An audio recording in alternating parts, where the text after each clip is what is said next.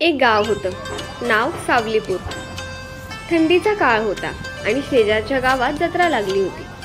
त्या गावात दोन मित्र राहत होते, राजेश आणि विनोद. दोघं ठरवतात की चला आपलं कुटुंब घेऊन जत्रेला जाऊया.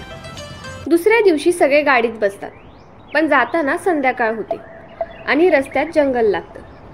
थंडी वाढलेली, भूक लागलेली, म्हणून राजेश म्हणतो थोडं थांबूया, इथेच हात तोंड धुवून जेवायला घेऊया.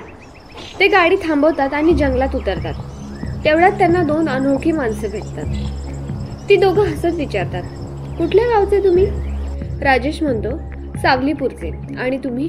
ते म्हणतात आम्ही पण तुमच्याच बाजूच्या गावचे, चला सोबत जेवूया. सगळे मिळून शेकोटी लावतात, बसतात. तेवढ्यात विनोदचं लक्ष त्या अनोळखी लोकांच्या पायाकडे जातं. तो घाबरून राजेशला हळूच म्हणतो, राजेश चल गाडीत बस लगेच. दोघं पळत पळत गाडीत बसतात आणि गाडी चालवतात. तेवढ्यात मागून बैलगाडीचा आवाज ऐकू येतो. विनोद आरशात बघतो. ते दोघं अनोळखी माणसं गाड्यांच्या मागे धावत आहेत. गाडी जंगलाबाहेर येते आणि आवाज गायब होतो. राजेश श्वास घेतो. हे काय झालं विनोद? विनोद थरथरत म्हणतो, आपण शेकोटी जवळ बसलो होतो ना, तेव्हा मी त्यांच्या पायाकडे पाहिले. ते उलटे होते. ते माणसं नव्हती राजेश,